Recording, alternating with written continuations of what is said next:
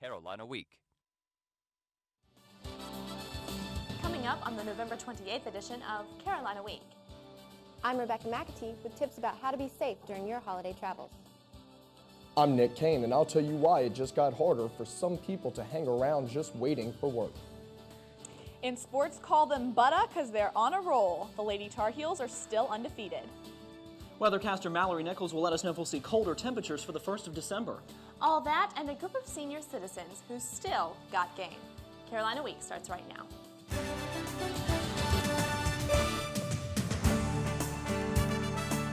From the James F. Goodman Studio in the School of Journalism and Mass Communication at the University of North Carolina at Chapel Hill, connecting campus and community, this is Carolina Week. Hello, and welcome to the Wednesday edition of Carolina Week. I'm Sarah Huffman. And I'm Adam Rue. Thank you for joining us. Many Triangle residents hit the road this Thanksgiving holiday, and the number of deaths on our highways was well above average. Our Rebecca McAtee joins us live in the studio, and Rebecca, lots of people will be traveling during December as well. And most of us will be in a hurry to get somewhere, but law enforcement officials say taking just a little more time and following safety guidelines can save your life. The North Carolina Highway Patrol says 20 people died on state roads this holiday weekend. That's up from 11 deaths last year. State Trooper Dustin Powell says troopers make an extra effort to be seen during the holiday season. Just speed enforcement mostly. Just being out there is a big thing. When people see us out there with our blue lights on or on the side of the road or out there running radar, they're automatically going to slow down. Carolina student Jesse Ross was a passenger in a crash in December 2005. The driver of Ross's car didn't notice traffic had come to a screeching halt. And so I started screaming, and the boy that was driving slammed on the brakes, and the car started spinning around in the middle of 40 and then careened off the side of the road. Ross says traffic wasn't the only factor behind her accident. The speed limit is supposed to be what you drive under ideal conditions, and we were driving above the speed limit in less than ideal conditions since it was raining.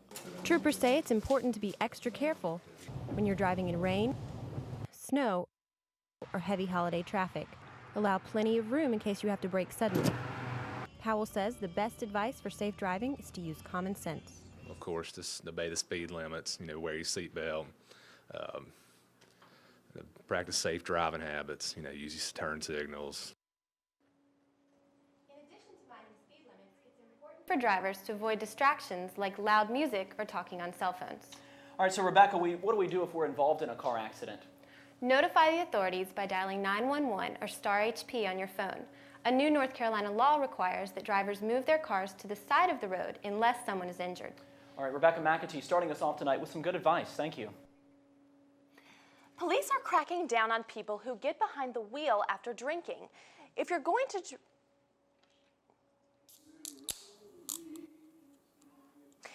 to drink that beer, you'd better find a designated driver because the Booze It and Lose It program, which focuses on catching drunk drivers, is entering one of its busiest times of the year. All 100 North Carolina counties participate in the initiative with tactics like checkpoints and increased police patrolling. Chapel Hill police zero in on high-traffic streets like MLK Boulevard and Highway 54. Student Andy McNulty knows how effective the program can be. So I got pulled over last year driving home down Airport, and there are actually a lot of people who had been stopped and were handcuffed. So I'm glad they're doing it. It's kind of scary to think that people drink and drive. The North Carolina Highway Patrol is cracking down as well. The agency ticketed nearly 30,000 motorists for speeding during a week-long attempt to make roads safer for drivers. In North Carolina, speed is the leading factor in traffic accidents and fatalities. Operation Slowdown cited 24,274 drivers for speeding and 954 for driving while impaired. The North Carolina Highway Patrol says speeding violations in excess of 100 miles per hour have increased 175% since 1999. We continue with a follow-up to our story about complaints against loitering day workers in Carrboro. Nick Kane is live from our newsroom with more about the issue. Nick? Sarah, the complaints haven't stopped, but for those who've been complaining, they're getting the results they've been looking for. The Carrboro Board of Aldermen just approved an anti-lingering ordinance for this BP gas station at the corner of Jones Ferry and Davie Roads. Alderman Jackie Gist says local residents have filed a number of complaints in the past couple of months. We heard complaints about a lot of public drinking, public urination, kind of rowdy behavior, harassment of women as they were walking by. The laborers get picked up by trucks like these to get to work for the day. The ordinance didn't pass unanimously. One alderman says the law unfairly targets Hispanics, but Gist disagrees. The vast majority of the Hispanic community that has lived here is as appalled by what happens on that corner as all the other members of the community. So it has nothing to do with ethnicity. The ordinance says people can linger only between 5 and 11 in the morning. After 11, police say they'll ask loiterers to move along and give harsher punishments if needed. Then they can be cited on a civil penalty, which is paying a civil fine. If they don't want to heed that warning, then they can be cited on a state citation, which would summon them to appear in court. So. Gist says that the board is trying to find ways to prevent this problem from moving to another corner. Alderman Randy Haven O'Donnell has been meeting with members of the Hispanic community, some of the leaders, some of the people who work with the day laborers, and trying to come up with some alternative sites that are much nicer for the men who are waiting. Although it might seem odd to outlaw loitering on this one corner, Gist told me this is not the first time that they've developed regulations to deter disruptive behavior in such specific places. Nick, has the ordinance had any effect on the loitering yet? Captain Booker told me this morning that they're still tweaking some of the wording in the ordinance, so they have not begun to enforce it yet, but they'll still respond to citizen complaints. Nick Kane, live. Thank you.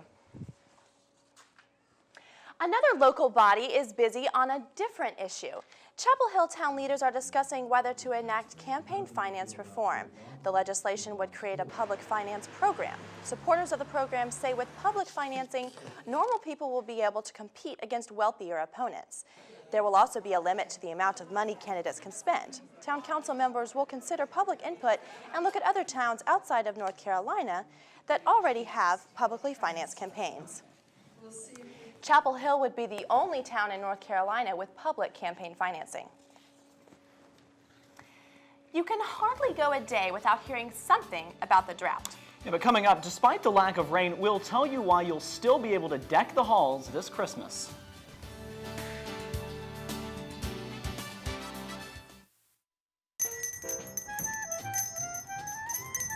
It's great that the Salvation Army does so much for the needy during the holiday season.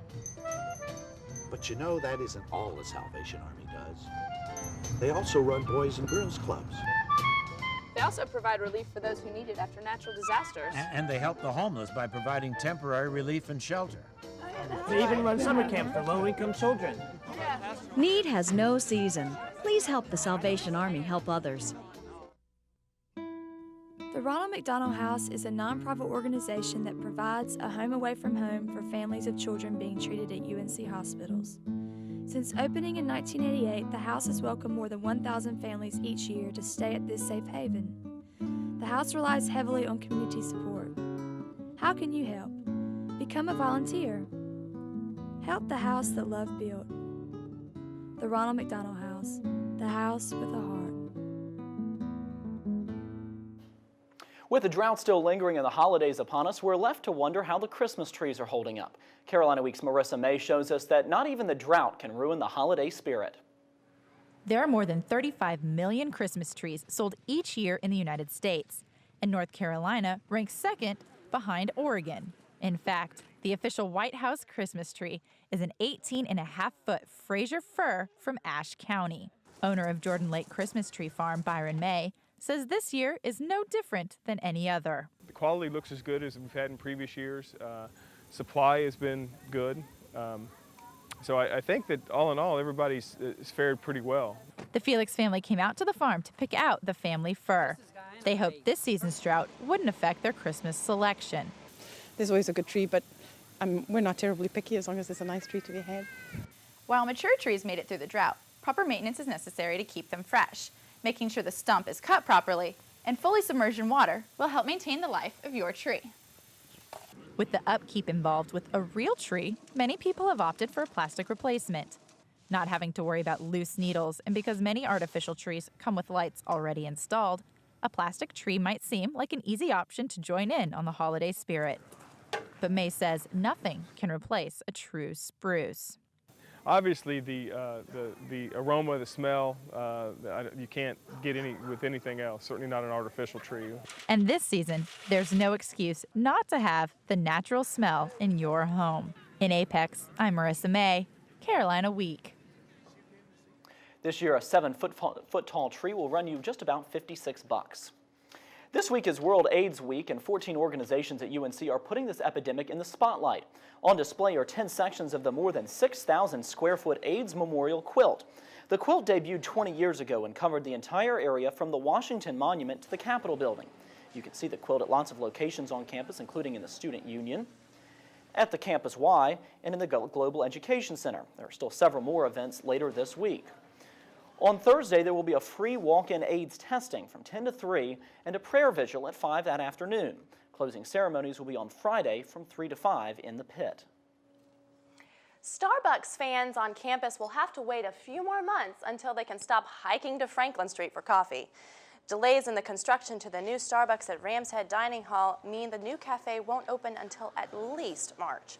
The space that used to be the End Zone Sports Cafe remains empty because construction hasn't even started yet. Starbucks was supposed to open in September, but officials are waiting for the NC Department of Insurance to review the design plan. The Department of Housing and Residential Education is putting the renovation plans for South Campus dorms on hold, too. Hinton James was originally scheduled for renovations this year. Now the project won't start for at least another 5 years because of high construction costs. But workers will install window air conditioning units to provide AC in all dorms within the next few years. Cheese contaminated with dangerous bacteria is on its way off North Carolina store shelves. Last weekend, Sweetwater Valley Farms, a company based in Tennessee, recalled its Southern Cheddar Jack Volunteer Special Cheese. The cheese is sold in North Carolina and 5 other states across the country. It was distributed between September 19th and November 18th. It was also potentially distributed across the U.S. in gift baskets sold on the company's website.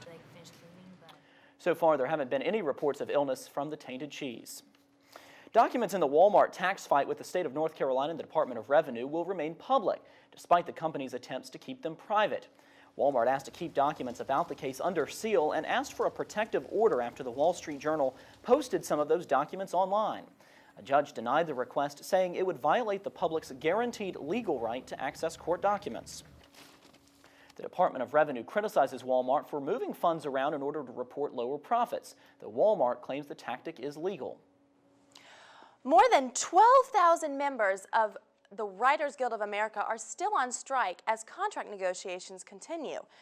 Writers from film, radio, and television stopped working because they aren't receiving payment for the distribution of their work on the internet. The strike began November 5th and has attracted a number of big-name supporters, including John Edwards. There's a media blackout on negotiations between the parties, so it's difficult for writers to track any progress. Hillsborough resident Stephen DeMorist writes for the soap opera All My Children. He says the producers need to pay writers what they deserve. The producers plead that it's a new technology. You've got to let us use your work for free until we get the technology up and running. And our point of view is we'd be delighted for you to make $1 or $1 million as long as we get our cut of it. The last writer's strike was in 1988 and cost the industry close to $500 million. When you leave home for the day, do you lock your dog inside or put it on a leash in the yard? The Orange County Tethering Committee met recently to present recommendations for changes in tethering regulations. With this proposed recommendation, owners would be able to tether dogs and lawns on chains at least 10 feet long with a swivel hook. Owners would have to follow time constraints as well, allowed to tether their dogs for 3 hours within a 24-hour period. There would also be requirements regarding the size of dog kennels and the types of collars. If the new recommendation passes, there would be an education period along with a public response period to test the plan. Before Thanksgiving, we told you about our friend Sadie, and we're pleased to tell you that she has a home now. Now let's tell you about this week's featured pet. Meet Buddy, a 3-year-old lab hound mix. He's a gentle dog who's always well composed. He loves to play and he loves to dance. Buddy came to the shelter almost a month ago, and he's still looking for someone to give him a home because he wants to be somebody's best buddy. For more information about how you can adopt Buddy or any of the other animals at the shelter, visit our website at carolinaweek.org. And we're joined now by weathercaster Mallory Nichols. Well, Mallory, the weather has just been fluctuating through temperatures, hot and cold. Is it going to stabilize anytime soon? Well, I know people with allergies, including myself, certainly hope that it does. It's almost December, and many of us are wishing for cooler weather. I'll let you know if our wishes are about to come true after the break.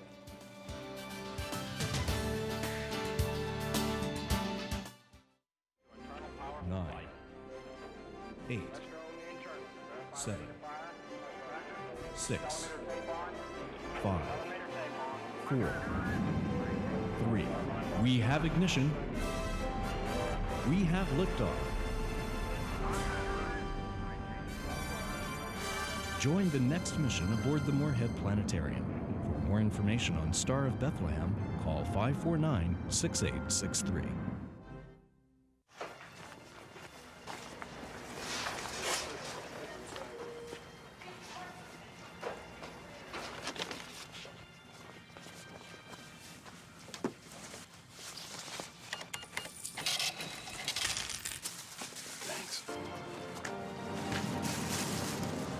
The smallest moments can have the biggest impact on a child's life. Have you been a dad today?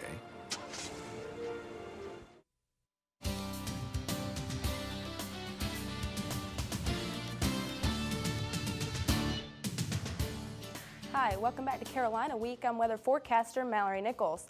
Well, I know that we've had a little bit of some dreary weather over the last couple of days, and that may continue on for tonight. We have a bit of a chance of a drizzle for tonight and tomorrow as another cold front moves through, but fortunately that cold front is not going to be bringing us too much of a change in our temperatures. We are going to start to be a little more consistent with our temperatures as far as that is concerned. So over the next few days, those will stay pretty even. So even though a cold front's coming through, we aren't going to see much of a drop in those temperatures. And then we also have a chance of the end of a weekend rain that we'll take a look at later on as well. If we go to the U.S. satellite and radar, you'll see right now that we had that dreary weather over the last few days that started to push off the east coast, so nothing to worry about with that. But we do have a little bit more out west of us that's going to start to push through tonight and tomorrow morning, so we'll want to keep an eye on that. That may bring us a little bit of rain for tonight and most of tomorrow too. That might affect us as well. If we take a closer look in on the southeast, you'll see not much going on in North Carolina. We don't have any clouds going on right now. All that seemed to have pushed off the coast, but we do want to make sure that we keep an eye on that system out west that is going to come in bringing us a little more clouds for tonight and tomorrow.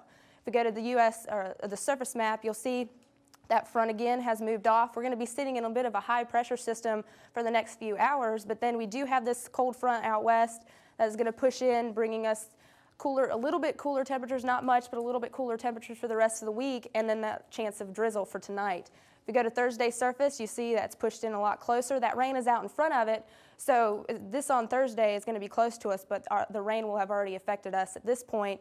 So then on Friday, you see it's out past us, and then we're going to be sitting in a high pressure system for Saturday or Friday and Saturday. But then we do want to take a look out west. There is another low pressure system out west that'll push through a little bit more on Sunday that may bring us those chance of showers on Sunday as well. If we go to the mountain forecast, you'll see on Saturday there is a bit of cloudiness, but not much rain there.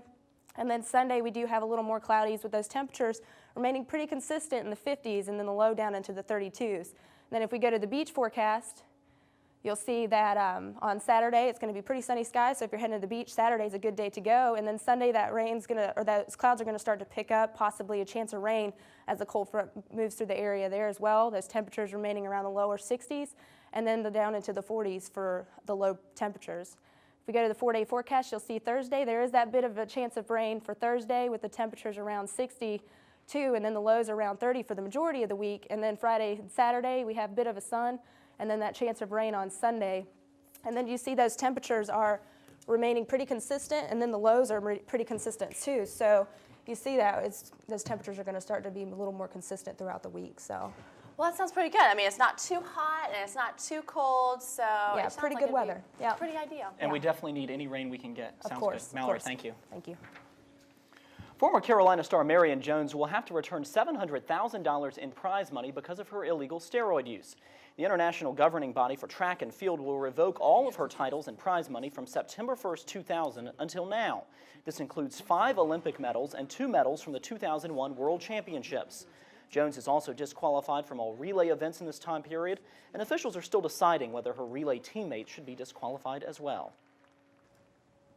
And we're joined now by sportscaster Sarah Moore. Sarah, I don't even know how to really get my arms around the football season. I'm not really sure how to describe it. It's difficult, but we definitely had our ups and downs this season. Coming up in sports, for all of those of you who care about Carolina football, we'll look back at a disappointing season and look ahead at what could be good things to come.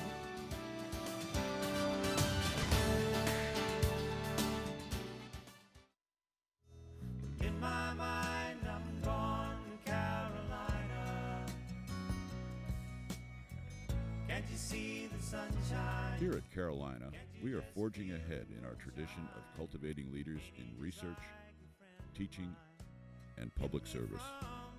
As the nation's first public university, we are dedicated to setting the standard.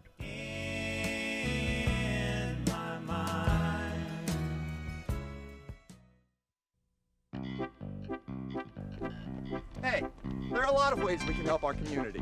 Spending our money in Orange County, whether it's filling up the car or shopping at local businesses, helps maintain our roads, improves our children's schools, and creates jobs. Spending your money locally helps us all in a big way. So remember, shop Orange first.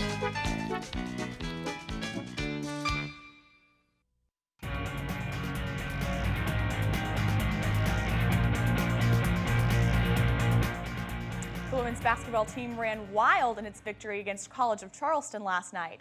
Freshman point guard Satara DeGraffenried led all scorers with 19 points on the night, including this sweet finish. Junior forward Iman McFarland earned her first career double-double with 13 rebounds and 17 points. The Tar Heels ran away with the game by the score of 102-58. In an otherwise dominant game, Coach Sylvia Hatchell said there was one thing that didn't go as usual. In fact, I think that's the first time in, I won't say years, but many, many games we haven't got the jump ball. I don't know if they didn't throw it up high enough or what it was.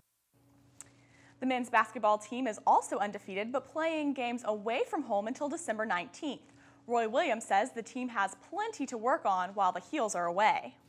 Well, we better grow a heck of a lot or we'll come back looking like everybody will be 3 feet tall. It's a challenging 6-game stretch. We've got to keep getting better. Of those 6 games, the Heels have won the first 2, with the third slated for tonight against Ohio State. Carolina will face a batch of Buckeyes with fewer scoring threats than last year. Ohio State has 3 players drafted in the first round of the NBA draft last year. In 2006, the Bucks had senior Ron Lewis, who tallied 30 points against the Heels in Carolina's 98-89 win. The Buckeyes shot 50% last year from behind the arc, so the Heels are going to have to do a better job guarding outside. The football season is over, and despite lofty expectations following the arrival of Coach Butch Davis, UNC finished with just 4 wins. Josh Bernstein recaps the Tar Heels' trying season.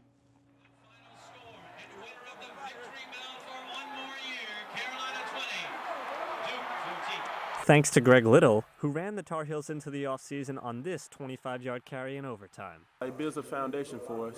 It lets us know what we need to do and ends the season on a positive note. Their perseverance and their attitude this entire season has been absolutely remarkable, and it's been admirable. Especially when considering the Heels were blown out twice this season and lost 6 games by a combined 24 points. I just see big things for this happening for this program. I'm so proud of it tonight. I'm proud to be a part of it. And that's not easy to say for a team that finished 4-8. All this comes in the midst of a controversy surrounding Butch Davis's new contract extension. You know, I want to make it perfectly clear. I mean, I really, truly love this place. And a year ago, when my wife and son and I decided to move to North Carolina, we moved here because we wanted to call this home.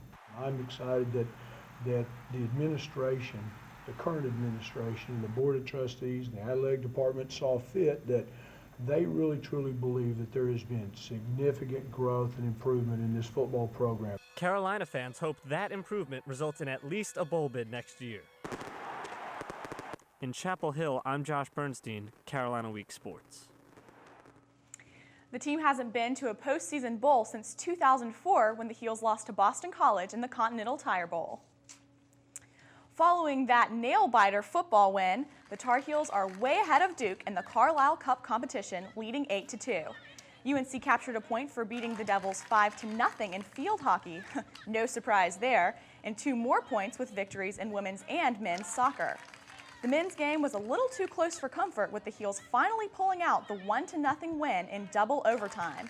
Needless to say, everyone was very excited.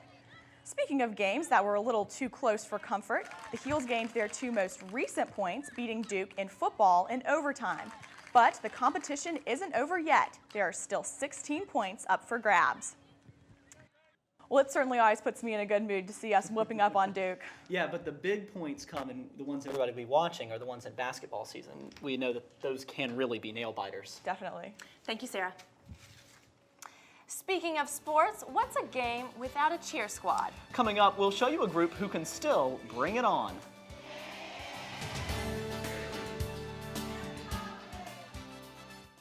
A day in the life of Chapel Hill Greenways, brought to you by Chapel Hill Parks and Recreation.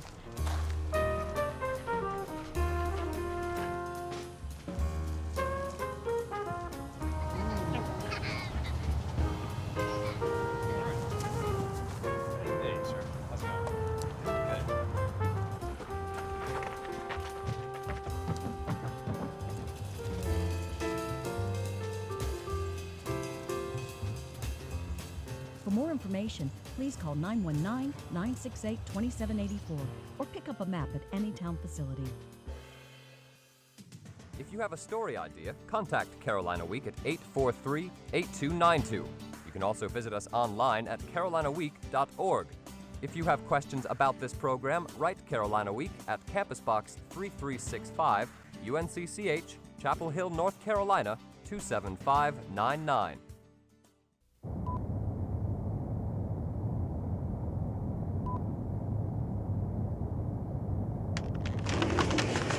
If you're not recycling, you're throwing it all away. Cheerleaders are known for their pep, their spirit, and their youth. But the Durham Senior Divas are proving you don't have to be young to learn new tricks. 5, 6, 7, 8, 1. I have never been a cheerleader. I was never in a dance troupe. I wasn't even in the band. I always wanted to be one, but I didn't think that I could do those things.